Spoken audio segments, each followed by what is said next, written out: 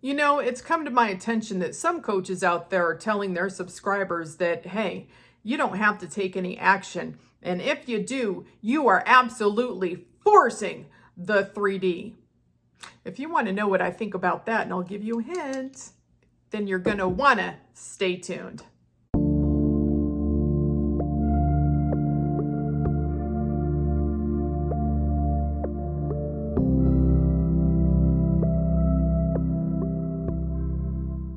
Hello, everybody, and welcome to an exciting episode of Quit Trippin' Balls Thursday. I thought that I would give a bonus video since it's a holiday week and maybe you are home bored as fuck or you just want some diversion. So here you go. But at any rate, it has come to my attention with talking to several of my clients. It has come up, particularly amongst those newer to manifestation, where they're telling me on our coaching call, I shouldn't have to do anything. I'm just supposed to sit here and affirm and persist. And my 3D reality is supposed to conform and I don't have to do anything. Now, I wouldn't say that that is entirely false, but I wouldn't exactly say that that is true. So we're going to go on a very quick journey where I want you to actually think about this topic, okay? So you have some people out there saying if you do anything that you're forcing or manipulating the 3D, which I wouldn't say is true because there's also the mindset of inspired action, which I'll get to in a moment. But however, first of all, just the act of affirming and persisting is an action, though a mental one, but it still is an action. If I am looping affirmations purposely and I'm doing focused affirming or robotic affirming or whether it's power affirming, scripting, doesn't matter. I am still taking an action and some of it might be physical if I'm actually scripting because that means I would be writing something down. But repetition of thought affirming it's an action. It is taking an action. Choosing to keep a clean mental diet and flipping thoughts or revising on the spot is another action, although again, a mental one. Having said that, and I know I've talked about this in another video when it comes to, taking action or not taking action. And I've used, the example of money. Can I just affirm and persist and only take mental action for money and have it show up in my bank account? Yes, I could.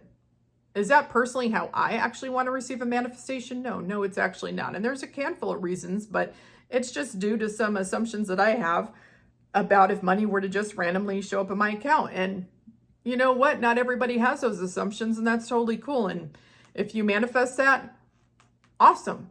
That would be an amazing manifestation. Good for you. And, powerful as fuck is the upper power of your reality. But having said that, let's say that I opened my front door to leave the house and there was a lottery ticket just laying there on the ground. And curiosity arose in me because I figured, it showed up here. That must, I would just assign a good meaning that it would work for me. And then I'd be curious to know, to verify it being a winner or whatever, how it is that you want to look at it. So me even verifying that ticket is a winner is actually an action. If it was a winner and I decided to cash it in because I wanted to get whatever money that it had on there, that would be taking another action. I want you to ponder for a moment back when you were spiritually asleep and do a little bit of what we know as reverse engineering, which ironically, I had someone ask about that recently because they didn't understand the last description that I gave. So maybe this one will be a little clearer.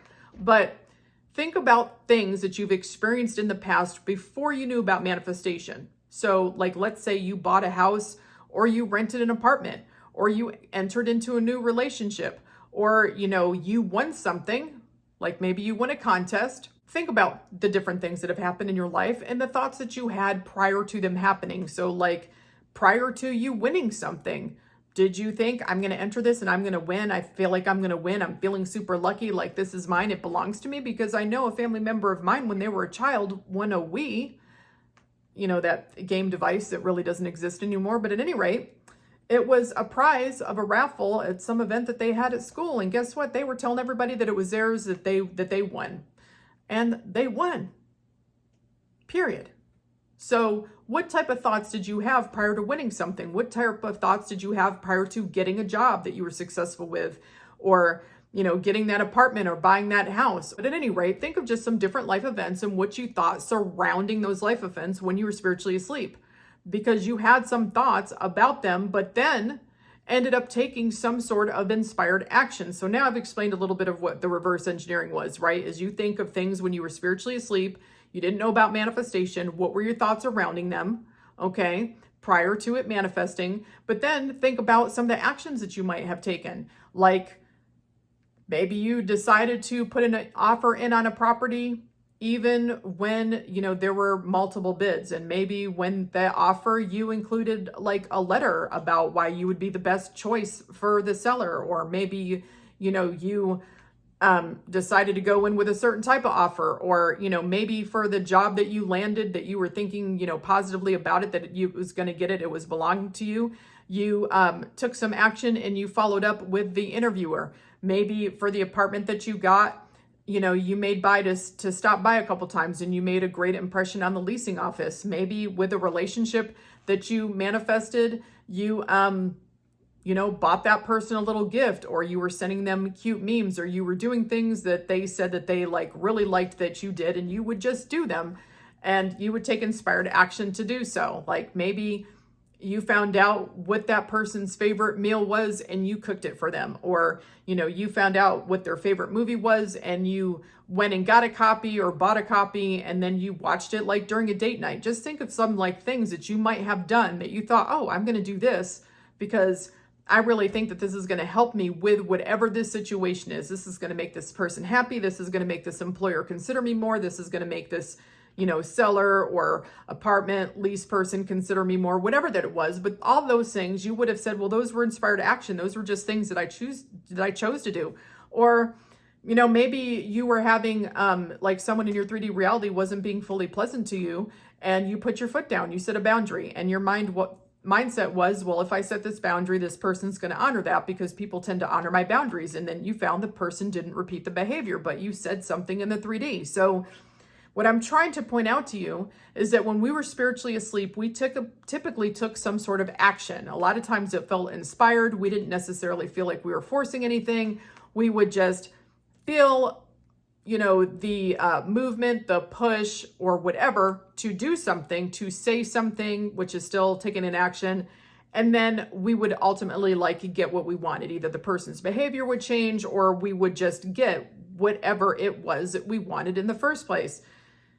But the thing is that now that we're spiritually awake and we know about manifestation, we seem to think that everything that we are doing could be manipulating the 3D, and it is not. We have always been a people of action. We have always typically have done something. We have not, at least to my knowledge from what I've seen, the people that I've known don't sit on their asses on their couch or chair 24/7, 365 and literally do nothing while everything comes to them. Now, I'm not saying that you can't manifest like a boss-ass, badass manifestation bitch or dude and literally have your 3D reality conforming just from you having the action, the mental action of repetition of thought and keeping a clean mental diet. But when you feel inspired to say something, to do something, to, buy that lottery ticket, to apply for this random job that came to you that you don't think you don't typically think you'd have a shot in the world for, but you're just being said, something's telling you, go ahead and apply. I just want to apply. And then boom, you get the job. It's like all those things would actually be inspired action.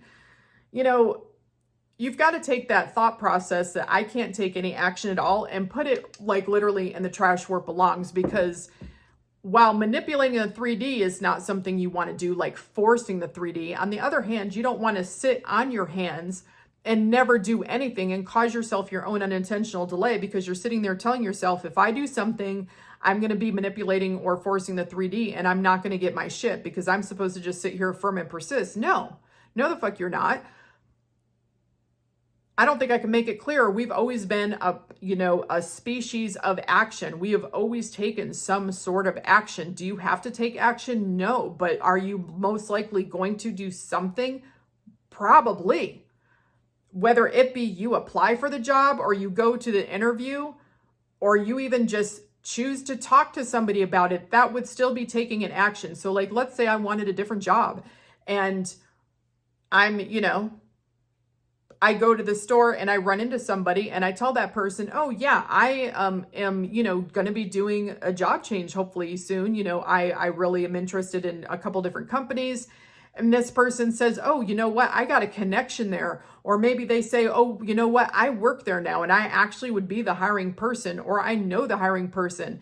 And, you know, as quick as you snap your finger, you've got a job, but you still took inspired action to talk to this person about what you were doing. That is still doing something. You were having a conversation. Or, you know, if you see a job posting come across, either it comes to your email, or maybe you just happen to, I don't know, see something even pop up on Facebook or social media, and you click on a link, and then it, you know, it's like the heavens opened up and it has the perfect job for you, and you feel really inspired and really motivated to apply for it. That is not a negative thing. That is not something that you should be like, oh, I shouldn't do this because I'm just supposed to sit here and affirm and persist. No, if you feel, you know, like the draw to do that, go ahead and do that. You know, when I followed my draw to turn around and go to a store that I hadn't planned on going to, and then after that, when I got to my actual destination, I went a whole different direction because I felt moved to go in a different direction. Guess what? I ran into my OGSP and we talked like for almost an hour, and I hadn't seen that person for months.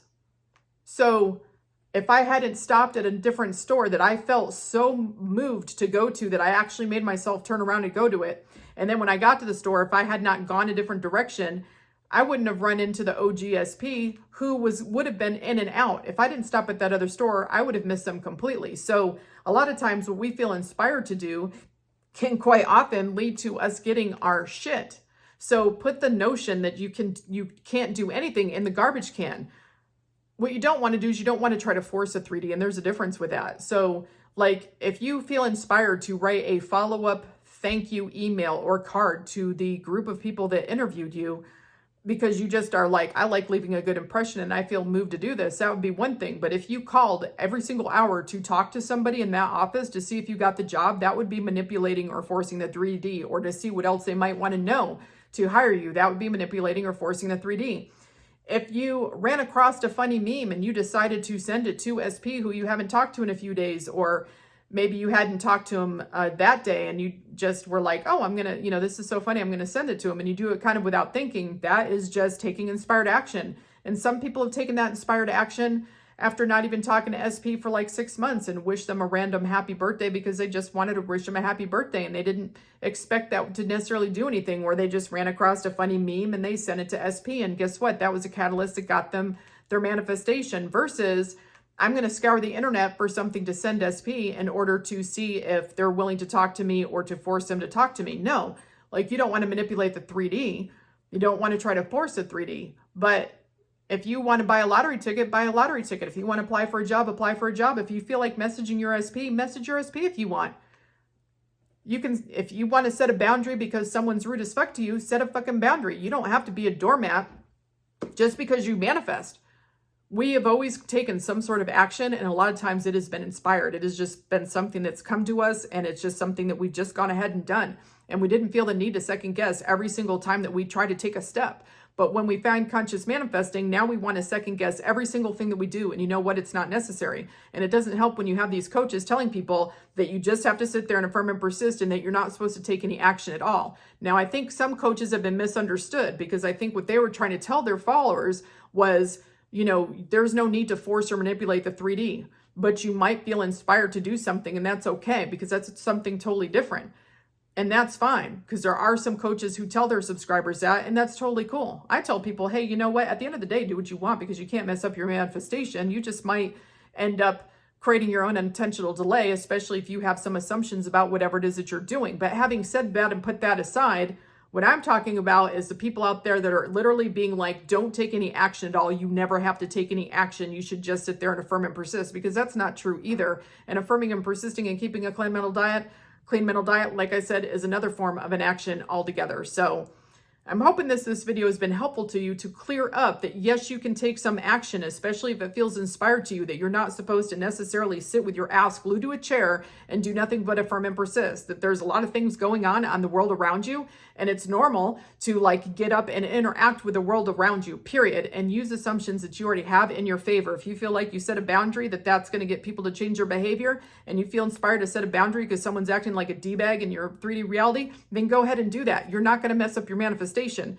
but you don't have to sit there sitting on your hands doing nothing either, because I just don't feel like that's natural for us to do. And it's just my assumption. You may or may not agree with it, but I mean, if you think that we're just going to sit there on our hands for the rest of our lives and never do anything because that would be taking an action, that'd be a pretty fucking boring life as far as I'm concerned. And I don't want any part of that. So, like that. So, drop any comments, questions, or concerns below because I love to check them out. And as usual, I'll talk to you later. Bye.